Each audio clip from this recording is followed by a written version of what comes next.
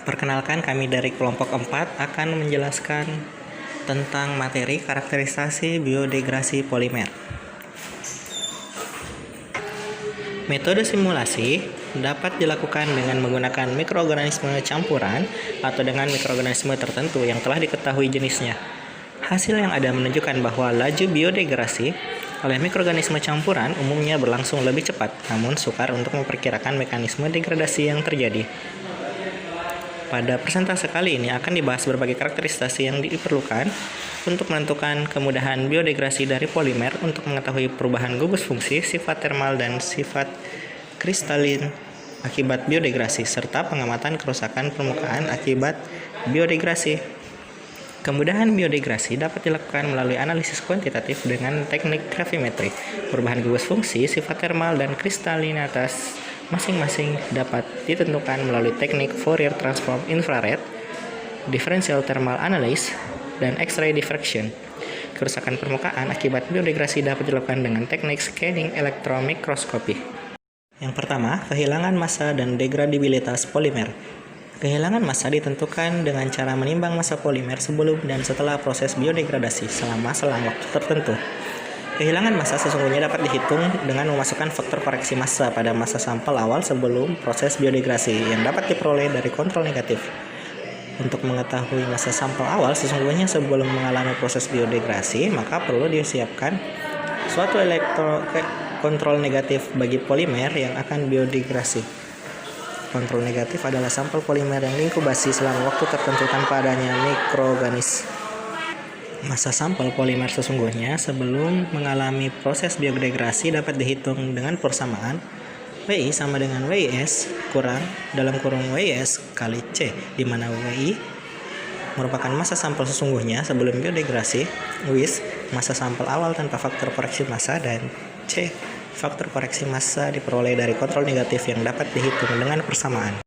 2. Analisis gugus fungsi polimer dengan FTIR atau Fourier transform infrared. Dengan membandingkan spektrum FTIR dari poliuretan yang tidak biodegradasi dengan poliuretan yang dibiodegradasi menunjukkan bahwa untuk poliuretan yang mengalami proses biodegradasi terjadi penghilangan puncak serapan pada daerah bilangan gelombang sekitar 1700 dan 1720 cm, yang merupakan ciri khas untuk suatu poliuretan, dalam hal ini gugus uretan NHCOO. Hilangnya puncak serapan gugus uretan menjadi petunjuk bahwa gugus fungsi tersebut merupakan sumber nutrisi bagi mikroorganisme. Selanjutnya, materi mengenai analisis sifat termal polimer dengan DTA atau Differential Thermal Analysis, di mana DTA merupakan teknik analisis termal dengan menganalisis suatu perbedaan temperatur antara sampel dan bahan pembanding terhadap waktu atau temperatur sampel selama pemanasan.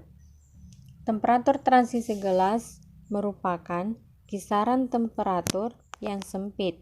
Di bawah temperatur tersebut, polimer akan bersifat glasi dan di atasnya akan bersifat rubbery. Polimer dapat bersifat glasi atau rubbery tergantung pada keadaan di atas atau di bawah temperatur transisi gelas. Pada umumnya, temperatur transisi gelas polimer tergantung pada volume bebas polimer, gaya tarik antar molekul, mobilitas internal rantai, dan kekuatan rantai polimer.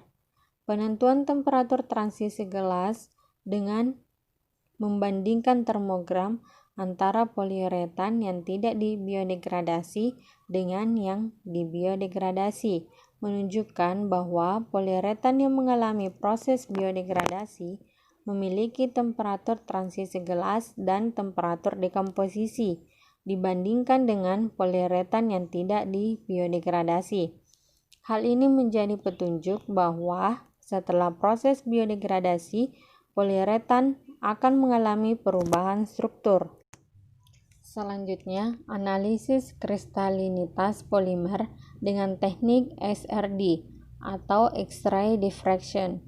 Metode difraksi sinar X adalah salah satu cara untuk mempelajari keteraturan atom atau molekul dalam suatu struktur tertentu. Jika struktur atom atau molekul tertata secara teratur membentuk kisi, maka radiasi elektromagnetik pada kondisi eksperimen tertentu akan mengalami penguatan. Pengetahuan tentang kondisi eksperimen itu dapat memberikan informasi yang sangat berharga tentang penataan atom atau molekul dalam suatu struktur. Berdasarkan difraktogram XRD, poliuretan dari PEG 400 MdA sebelum dibiodegradasi memiliki derajat kristalinitas sebesar 33,799% dan sesudah biodegradasi menjadi 31,506%. Dengan kata lain, proses biodegradasi dapat menurunkan derajat kristalinitas. Penurunan derajat kristalinitas tidak hanya disebabkan oleh terjadinya penurunan intensitas pada daerah kristalin, tetapi juga pada daerah amorf. Pernyataan tersebut didukung oleh data hasil perhitungan perubahan intensitas daerah kristalin dan amorf yang diperoleh bahwa terjadi penurunan intensitas daerah kristalin dan amorf sesudah biodegradasi. Kemudian, setelah proses biodegradasi, masing-masing bagian kristalin dan amorf mengalami penurunan intensitas. Hal ini menjadi bukti bahwa bagian amorf dan kristalin diserang atau diuraikan oleh enzim yang dihasilkan oleh mikroorganisme. Poliuretan dari PEG 400 MdA mengalami penurunan intensitas paling banyak pada daerah amorf. Dengan demikian, enzim akan lebih banyak membidegradasi bagian amorf daripada kristalin. Hal tersebut dapat disebabkan bagian amorf akan lebih banyak mengandung gugus-gugus fungsi yang dapat berperan sebagai substrat daripada bagian dari kristalin.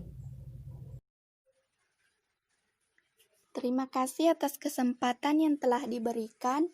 Saya Sidar akan menjelaskan hasil penelitian selanjutnya, yaitu pengamatan permukaan polimer dengan SEM atau Scanning Electron Microscopy, yang dimana SEM atau Scanning Electron Microscopy adalah suatu metode untuk membentuk bayangan daerah mikroskopi permukaan sampel. Suatu berkas elektron berdiameter antara 5 hingga 10 nanometer dilewatkan sepanjang spesimen sehingga terjadi interaksi antara batas elektron dengan spesimen menghasilkan beberapa fenomena berupa pemantulan elektron berenergi tinggi, pemantulan elektron sekunder berenergi rendah, penyerapan elektron, pembentukan sinar X atau pembentukan sinar tampak, di mana setiap sinyal yang terjadi itu dapat dimonitor oleh suatu detektor. Jika seberkas elektron ditambahkan pada permukaan suatu spesimen, maka sebagian dari elektron itu akan dipantulkan kembali dan sebagian lagi diteruskan. Jika permukaan spesimen tidak rata, misalnya ada lekungan, lipatan, retakan, atau lubang-lubang, maka tiap-tiap bagian di permukaan itu akan memantulkan elektron dengan jumlah dan arah yang berbeda. Jika elektron-elektron yang dipantulkan oleh masing-masing bagian permukaan ditangkap oleh detektor dan diteruskan ke sistem layar, maka akan diperoleh gambar yang sesuai dengan keadaan permukaan spesimen. Jadi, gambar yang diperoleh itu merupakan bayangan dari pantulan elektron. Bila digunakan potensial pemercepat yang relatif rendah, akan diperoleh gambar yang jelas. Suatu bahan dapat berinteraksi dengan elektron bila bahan tersebut bersifat konduktor. Untuk bahan yang tidak bersifat konduktor, maka karakterisasi dengan teknik SM dapat dilakukan bila bahan tersebut dilapisi terlebih dahulu dengan bahan konduktor, misalnya emas, perak, dan dengan tebal sekitar 100-500 angstrom. Pelapisan bahan dapat dilakukan dengan menempatkan spesimen dalam evaporator dengan kevakuman yang tinggi.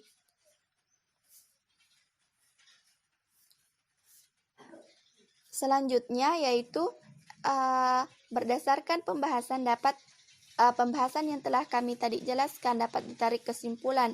Yang pertama, kemudahan biodegradasi polimer dapat diketahui melalui penentuan kehilangan massa dan degradabilitas selama biodegradasi. Yang kedua, perubahan gugus fungsi dalam polimer akibat biodegradasi dapat ditentukan melalui teknik FTIR. Dan perubahan sifat termal dalam polimer akibat biodegradasi dapat diketahui melalui teknik DTA. Yang ketiga, penyerapan mikroorganisme ke dalam daerah kristalin atau amorf dalam bidang biodegradasi polimer dapat diketahui melalui uji kristalinitas dengan teknik XRD. Yang terakhir, kerusakan polimer akibat biodegradasi dapat ditentukan melalui pengamatan permukaan dengan teknik SM atau scanning electron mikroskopi. Itu saja yang sempat kami jelaskan, lebih dan kurangnya mohon dimaafkan. Wabillahi taufiq wal hidayah. Wassalamualaikum warahmatullahi wabarakatuh.